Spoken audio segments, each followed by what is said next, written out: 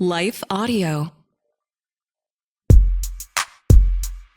Today on Talk About That, John gets played by his own dog and ponders a replacement for smartphones. Meanwhile, I learned about pandas who fake pregnancy and how Abe Lincoln once got body shamed by an 11-year-old girl. Plus a conversation about forgiveness and grace as a habitual act. Today's episode is not sponsored by Moving Walkways at the airport. We make you feel like you're in a factory that makes lazy people. But first, a word from our actual sponsor.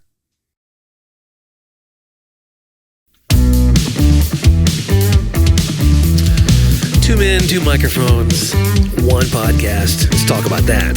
Two men enter. Two men leave. Yeah. Because that's how it works. Unless there's like a medical emergency during the show. Trying to make a normal thing sound dramatic, I think, is one of the more fun things in life to do. I always think it's interesting when they do those UFC fights, which is where that old two men enter, one man leaves or whatever. I guess that comes from that old idea of a cage fight or something. Or like Spartacus, maybe. Gladiator. But I always think it's funny when they do those, the weigh-ins, and they have to pretend like they're going to, I might not even be able to contain myself. Right. We're not going to make it to the fight. Yeah. Like, dude, there's millions of dollars on the line. But they know that gets more people. I know, but we still fall for it. Like, that's the part of it it's almost like politics. Like, we know the tricks, but they are tricks because they work. It's like, I drove by today. We're not going to get political, I promise, guys, but I drove by today. There's an open field. Like, it's one of the few stretches of land in Mount Juliet that's just an open field. It is full of political signs. Yeah. You know, Owens, McGee, whoever. And you just go, who is taking an information from this swath of signs that are from every candidate? Who's going, I remember Owens was a name that I saw on a sign. And yet I say that, and people do that because it works. It works. That total inundation of those signs and just flyers in your mailbox and phone calls and texts, we all hate them. And yet when we get to the polls, they know that if Owens has been in your mind 82 times, you go, something about Owens seems... I feel like I heard that Owens was good. Well, that's why, the early presidential contests, they did not campaign. It was very, very low class to campaign. Yeah. And so the very first person... It's like begging. The first person to ever campaign? Right. Aaron Burr. Okay. He was campaigning, quote unquote, for vice president. That should tell us a lot. But back then, the way that the count worked, whoever came in second, was vice president. Right. Yeah. And so when it became close to a tie with him and Jeff, he's supposed to be Jefferson's vice president. He was such a sort of sly little snake that he was willing to let himself become president, even though that's not what he was running for, because he could have had enough votes. But yeah, campaigning now has become, like I said, just like a numbers game. It's marketing, but what I'm saying is there's so many things that we fall for, even though we know the rules. Yeah. Like Facebook ads. We know what they're doing, and we roll our eyes. Gosh, every fourth post is an ad now, but it doesn't make us. Now there are people who've left Facebook, but I'm saying those people. For the most part, though, people just go, it's just part of it. This is how they make money. If we want this free app, we have to tolerate being sold things every day by our phone. Like, we know the tricks, and yet they're tricks because they work. I don't know. I'm the old man shouting at the clouds today. I'm the guy that calls for us to just shut it all down, but nobody wants to listen to me. You want to just do a reset? Dude, the analog movement, let it begin. Where do you want to go back to, though? What level of Luddite are you? That's what it would be, though. You can't pretend that it's out of the jar. The toothpaste is out of the tube, and the toothpaste is AI. Right. It's self-aware toothpaste, John. You can't put Did you say back into a jar there for a second? You can't put the toothpaste back in a jar. I was mixing metaphors, and I was hoping you wouldn't catch it. You could put toothpaste back in a jar. You could. That would be. You know what? Maybe we got to start getting our toothpaste from a jar. It'd be so much easier. You don't have to squeeze anything. You can always go back. You can just dip it. You dip your brush right in the. Good grief. No, I would think the flip phone brigade. That's the way to live. But, okay. So that takes time to send a text. So you only send text whenever you really want to. But let me say this to you.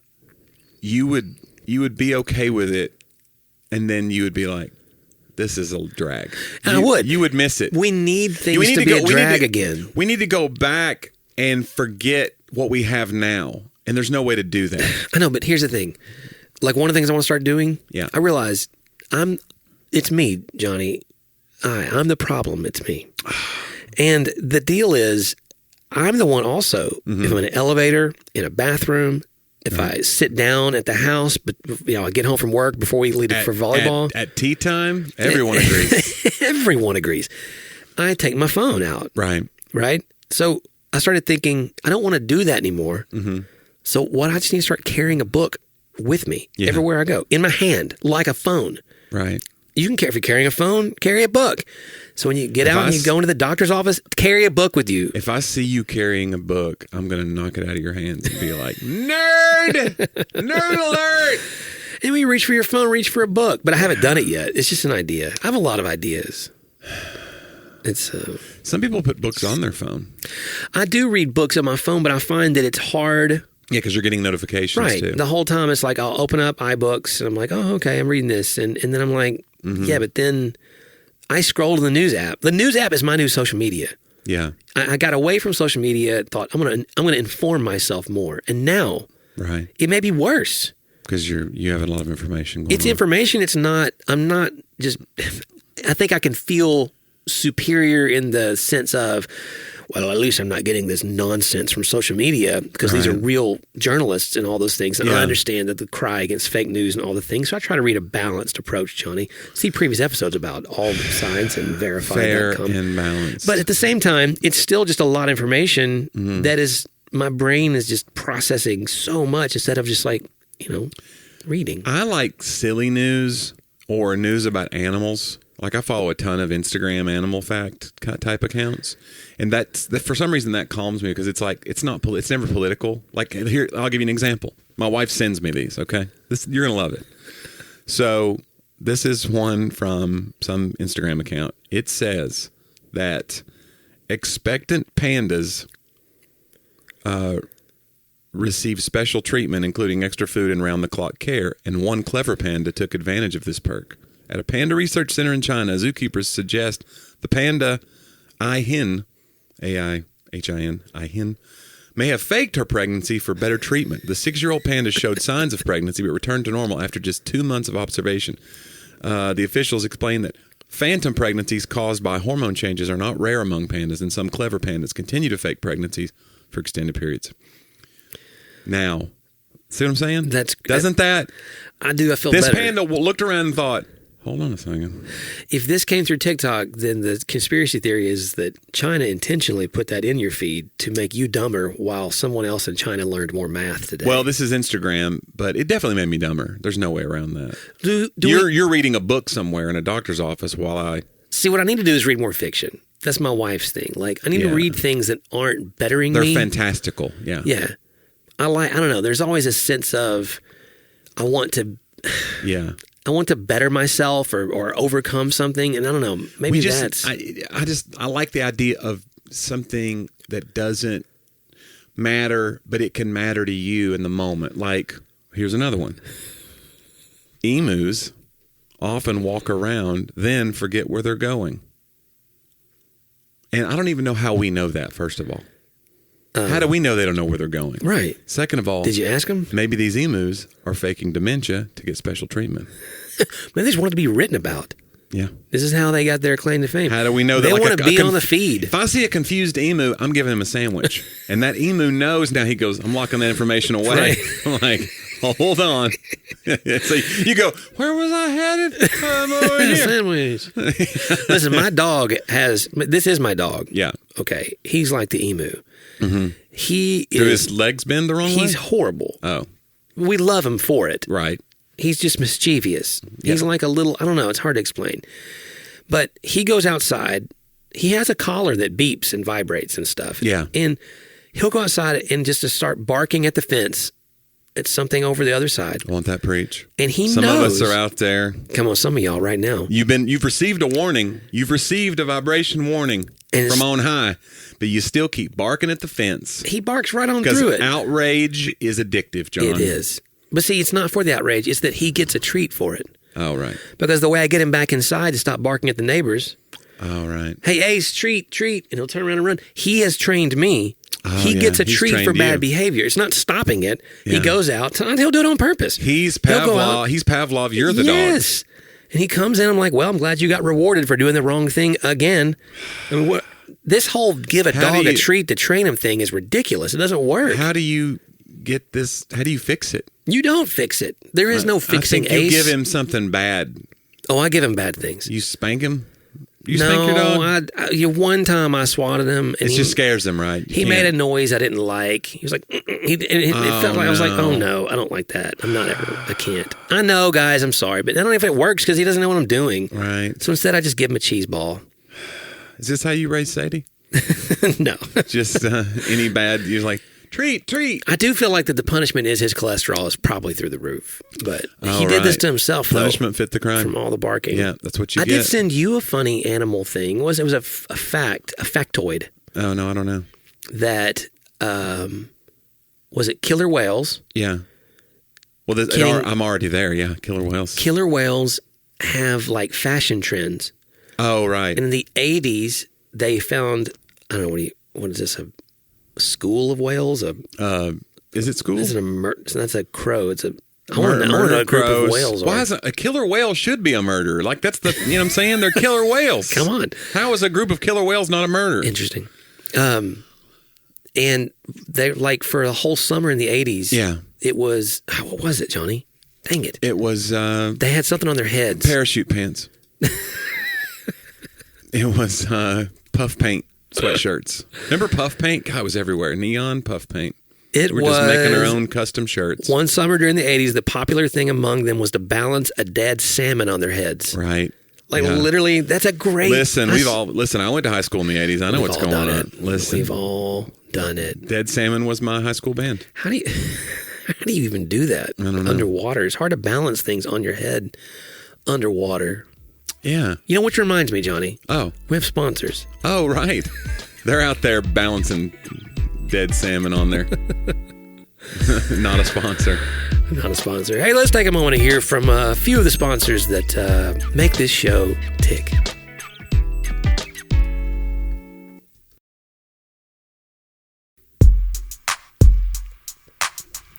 You know what, Johnny? It's really the listeners that make the show tick. It is. And how would you become a patron or a supporter of the show, John? You'd go to talkaboutthatpodcast.com. Click on that upper right-hand column. That's how you get ad-free content if you want that, if that's something that interests you. If you want to send us a note, hello@talkaboutthatpodcast.com, or click on the little voice bubble in the lower right-hand corner of our website, talkaboutthatpodcast.com. Thanks for all the support, you guys. Yeah. We appreciate it. Yeah, I just looked. Actually, our downloads are really up in that last episode. They're through the roof, and we couldn't be more thrilled. And listen, we're not going to let it go to our heads. No. Because it's not enough to let it. It's not there. We're not there yet. No, I don't even look. Once it becomes enough, it will go to our heads. But we will make a faulty promise right now that we will not change. Yeah. Because there's a very slim chance of it getting to the point where we could change. Once it reaches that threshold, right, all bets are off. We will change. Don't hold us to the standard that we proclaimed when things were small. You know what I'm saying? Thank you. I think it's right there in the scriptures. If you're unfaithful in little things, yes, then you'll be unfaithful in big, and that's the promise we make. Yes, we are being given a treat for doing something wrong. Right. And that treat is your listenership, and we thank you. Thank you very much. We're going to keep barking at the fence until you give us more. So. That is something else. Just about that time. Oh, is it? Yeah. It's John's quote of the week. John's quote of the week. They talked about that.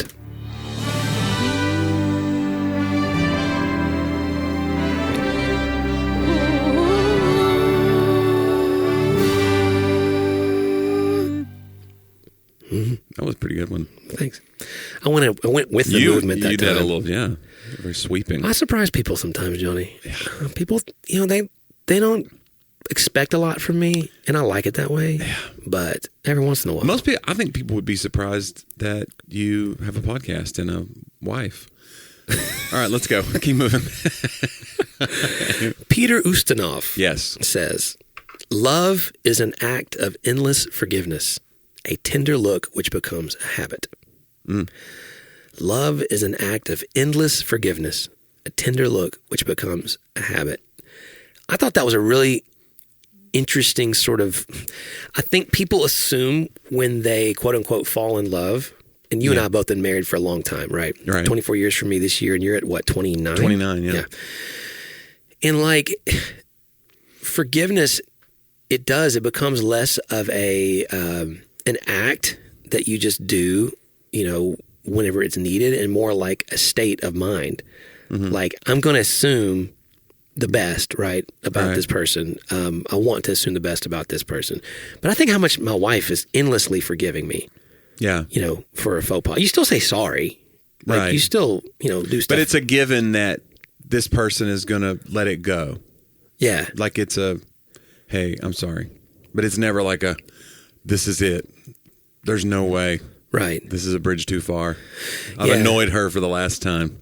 Well, and I'm seeing maturity in my daughter. She'll have, she's 16, so hormones and all that stuff. And so sometimes there's a sharp reaction, and like she's quick right now in 30 seconds to be like, "Hey, that probably didn't sound good."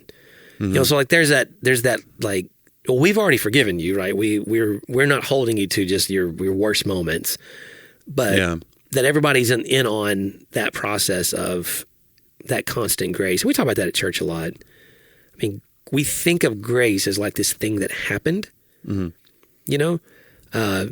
It's Dallas Willard talks about that a little bit. Like, if the gospel to you is like a historical set of events that included a cross and an empty tomb and all the things, and not this ongoing process that's still in motion, then it becomes to you a theology rather than a way of life, right? Than the way of living.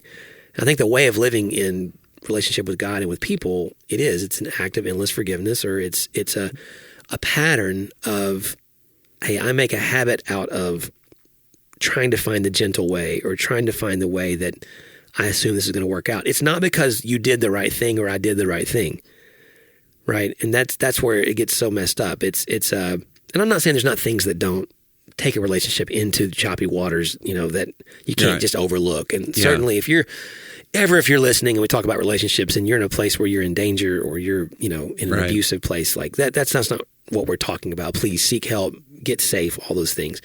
But if you're in what would be considered more of a normal relationship experience or circumstance, then there's a whole lot of stuff that you could always find that's wrong. And real love in the beginning feels like all these feelings, and I still have those feelings 24 years later, but they're deepened by, there's nothing I'm overlooking. Like, I'm very aware of her faults, and she's very aware of mine. And now the love being deeper in those things actually is, I think, what makes it sweeter and better over time. So anyway, Peter Ustinov. You sure it's not Ustinov? I'm not sure of anything, Johnny. I don't. What about Ustin? I don't know. Ustin, Anyway, seems like a great guy. Yeah. John, let's do my segments. Let's do Johnny's old jokes. We call it Joke About That.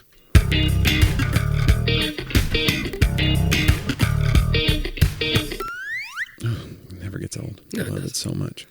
I got a few this week, John. Quick little street jokes that I found. A couple of these I'd heard before. 2 toothpicks. Love this already. This premise is already rich. 2 toothpicks are making their way up a mountain. While they take a break, a hedgehog passes them. One toothpick turns to the other and goes, "Why didn't you tell me there was a shuttle service?"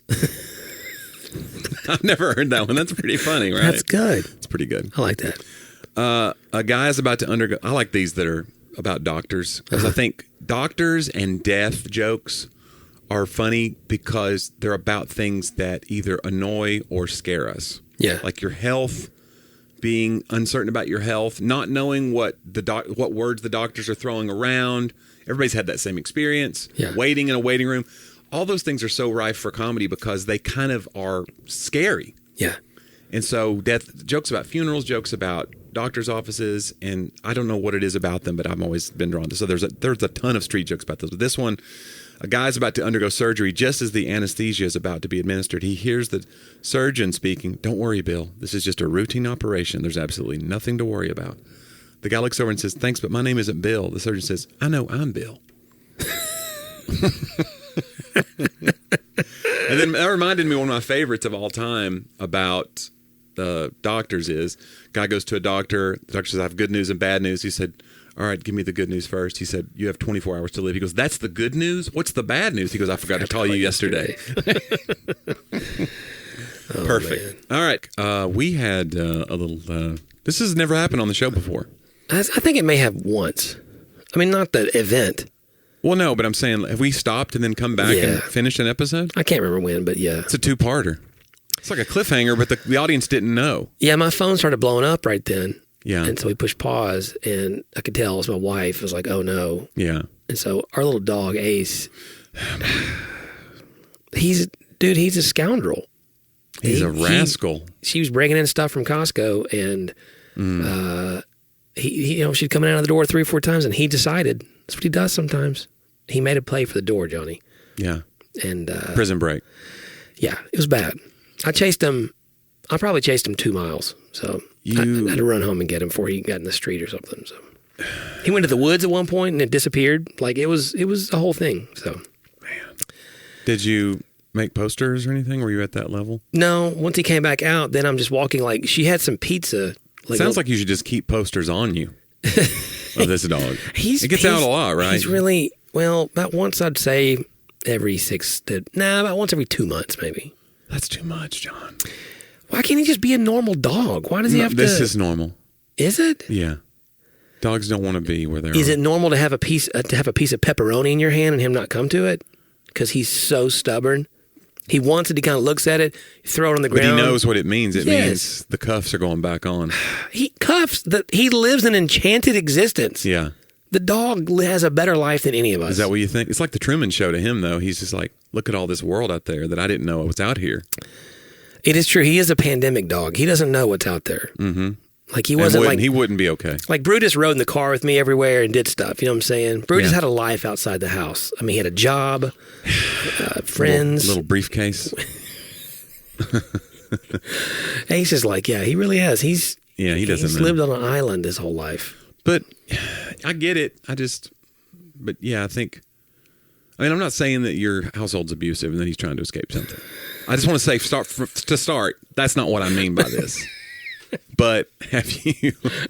I'm glad you didn't say that. Have you tried looking at how you're treating your dog that he would want to escape? Have you thought about those things? I had not thought about that. Yeah. That's a good thing I should probably think about. When I do shows in Oklahoma or like some, one of those states, like Tornado Alley states, I always say, like, the weather out here is insane. Y'all have ice storms, earthquakes, tornadoes.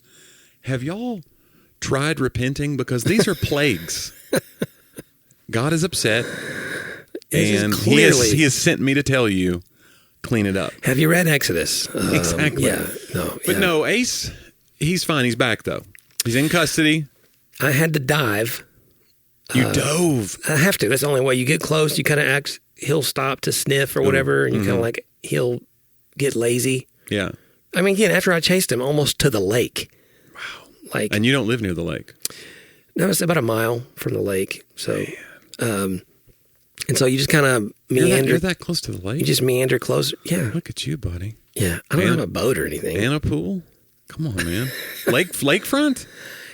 A mile's not lakefront. I know. I'm just being... I just like running by the lake, but... Yeah. So you know who else does? Yes, I do know. Your dog. He's just following in my footsteps. Yeah, I dove and got him. Yeah. And I didn't even punish him. What's the point? Right. No, actually, we put him in his crate. He doesn't know. We're like, you're done. So wait a minute. He gets out of the enchanted existence. Oh, yeah. He goes into a dark hole. And now he's in solitary. Yeah. Yeah. That's the only thing I think that will speak to him. I'm sure by the time we drove all the way back home, he understood what was happening. Did you give him the pepperoni? Be honest with me right now. No. No pepperoni. I'd already Ace can't sniff correctly. Like I'd thrown the pepperoni in front of him a few times, and he'd sniff around it. It's like right in front of him. Happens all the time. Yeah. Throw something on the... He's just not look, he's a nice dog. Okay. He's not a good dog. Right. He's just nice. And not a smart dog. No. We like him a lot. Right. Well, he's smart enough to run away and not be caught. He's crafty. If this was like Lassie, he doesn't help anybody. Yeah. You know what I'm saying? There's no... If there's a problem... He fell in the well. Yeah. He's not telling you where Timmy is. No, he pushed another dog in the well. Oh, boy. And stole their pepperoni. Yeah. If he could find it. If he could find the... Yeah. Well, I'm glad he's back and that everything seems to be back. But anyway, That's why we took a little. So the listener didn't know. We didn't have to tell them. Just in case we didn't. I thought it was worth telling, though, because, it's weird that we were in the middle of a story and then we were whatever. Well, and I have changed clothes if you're watching online. Oh, you did? Because I had to take a shower, I dove in the grass and, You've been through some stuff. Johnny, I've seen some bad stuff. It's chasing wild dogs. It's hard out here. Yeah. Well, let's we were talking earlier about how adorable animal videos are, and now you've had your own. Yeah.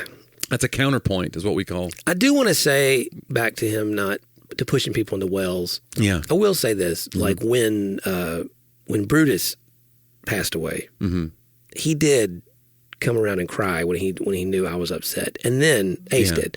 And then when Mom had her stroke, he did sit there and seem very concerned. So perhaps there's a soul in there. Well, yeah, he's an empath. I don't mean in the sense of we're not going to get into theology of animal theology of dogs. I just mean that there's something good in there. It's just not in there when he's running away. Man. And a better person would just train him better. Right, that's true. I don't have time. I don't have time for that. Yeah, I don't. Do you have time to leave in the middle of the podcast and go dive on the ground?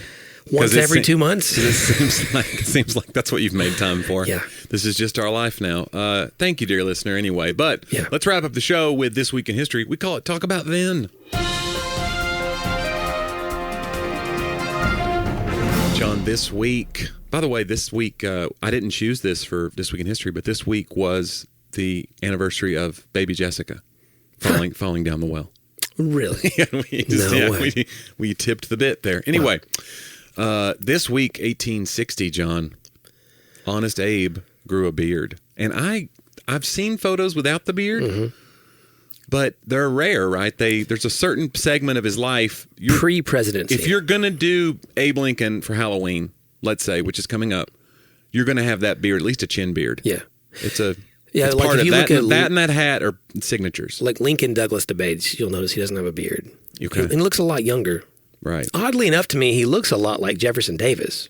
They have a similar facial thing going on. Yeah. But, yes, but there was a beard that came. But I had no idea when he grew the beard that it was because of an 11-year-old girl. Who wrote a letter, right? She wrote a letter suggesting he should grow a beard. He wrote back, come on, man. What can you ask for? The president, was he the president then? In 1860? Yeah. It depends on. It says future U.S. president. So she wrote future U.S. president. He would have been, the election was in November of 1860, yes. So she just thought, hey, I know what's missing, pal. He writes her back, that's above and beyond to me, saying it would be silly to start growing a beard, but then he did it anyway. Yeah, because he was a silly guy. He was silly. He's like, you're right. I think, or maybe she got to him. Girls, it's like negging. You know what negging is when you use negative comments? Like guys do it mostly though. They're like, yeah, sweaters, whatever. Is that what you're going to wear? And then like you make the person insecure so they cling to you. It's like a codependency trick. This girl negged the future president of the Union. Maybe. She was like, yeah, you should grow a beard. You look stupid. And he was like, you're stupid. And then he went and looked in the mirror and he was like, he asked Mary Todd, and he's like, do I look stupid? An 11-year-old girl she got under his skin, dude. It was, body shaming. She did. Yeah. She was I never thought of the story that way. You call that a chin? Good luck. You want to be the leader of the free world, weirdo. Nice jug handle ears, too, by the way. Good luck with your war. Okay. Yeah. Anyway, she was vicious. By the way, some of the most vicious people in my life have been 11-year-old girls, too, so I can totally relate. It does happen. Well, I'm still terrified of 11-year-old girls. Okay. John, this week, 1870. No, this person was born in I'm sorry, I'm already screwing up. You don't even. This person. It's left to right, top to bottom. This week in, I don't know when that happened, 1912, a Japanese man was condemned for not going down with the Titanic. Did you know this story? I did not know that. Okay, so this is a wild story, and I guess it's got a little bit of a racial overtone to it because it's odd that he would be singled out.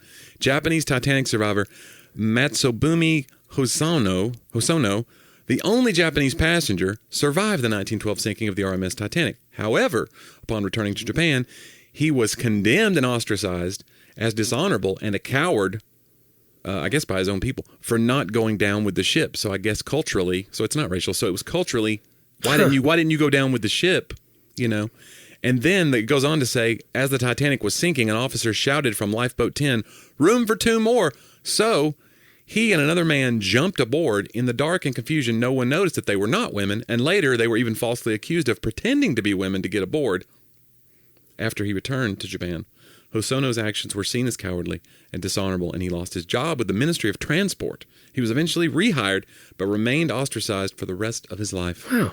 So this idea that he pretended, even though he says he didn't, it just kind of the lore of it all. And this thing of like the ship's going down and they say room for 2 more. Do you jump on?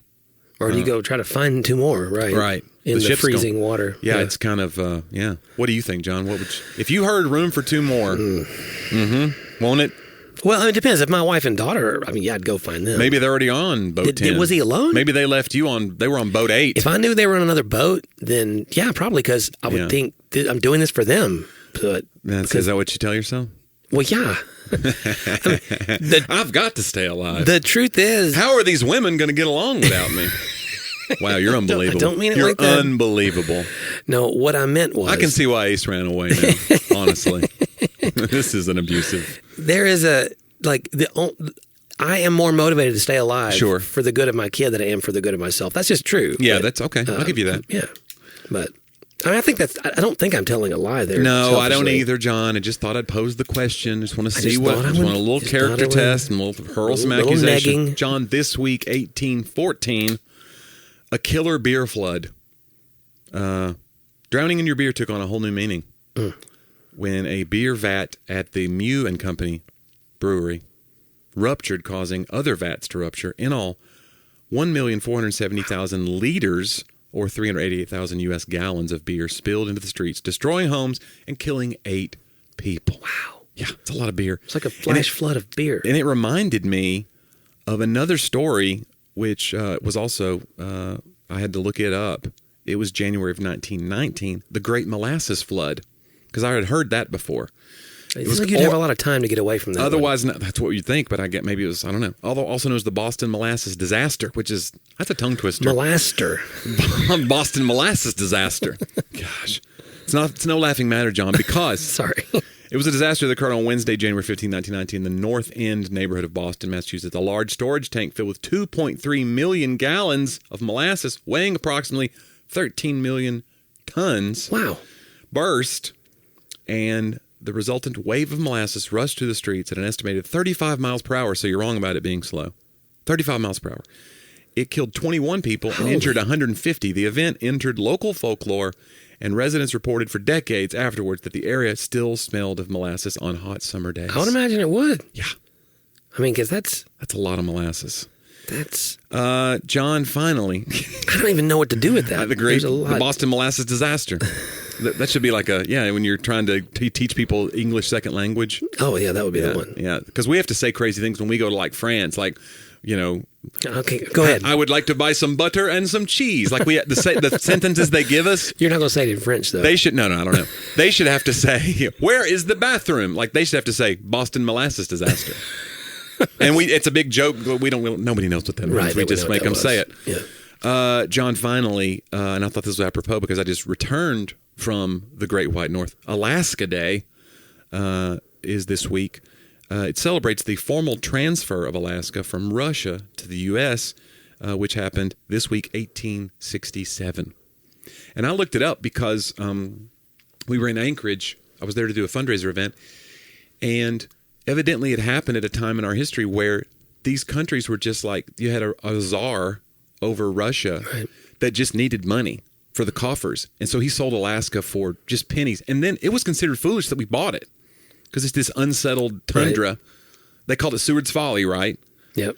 And now, of course, you can't believe the deal we got because you could overlay Alaska. It covers most of the continental U.S. It's so huge. Yep.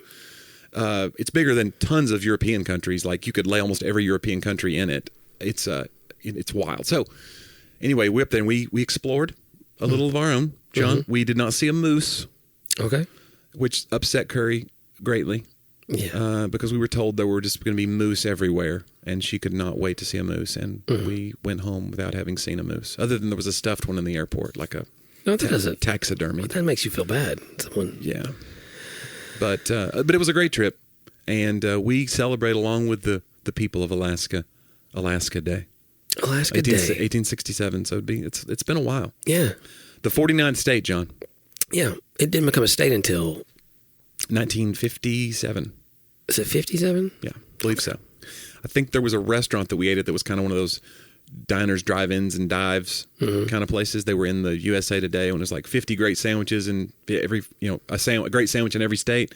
And we ate at the place that has like this halibut sandwich that's like in USA Today. They have the thing on the wall, and it said they were founded in 19 whatever. And I said, I think that's when Alaska became a state, and sure enough, it was. I think it was 57. See, because you know why? Because we talked about it in the show before. Mm-hmm.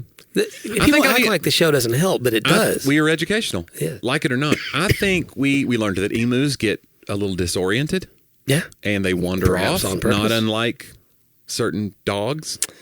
Certain people's dogs get a little bit, they forget, why was I going over here? Yeah. Why does it smell like pepperoni over here? Right.